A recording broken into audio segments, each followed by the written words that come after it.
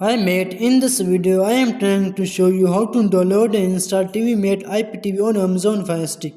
Before starting the video, if you need any IPTV service you can contact me on WhatsApp. My WhatsApp number available in the video description. Let's start the video. First of all, open the download app and put that code in the search bar 272483. Just wait for the 5 seconds. It takes 5 seconds for verification. After that, TiviMate IPTV is automatically downloading. Just wait for it to load. Before downloading, I want to say you something. If you are looking for an IPTV service, you are on the right place. I will give you the IPTV service at affordable price. My service has 20,000 hour live channel, 90,000 movies. After install the TiviMate IPTV, open it. After that, press on the add playlist. Then press on the extreme code. Now you need a username, password and URL to watch IPTV on it. So put your username and password. If you do not have a username and password, so contact me on WhatsApp.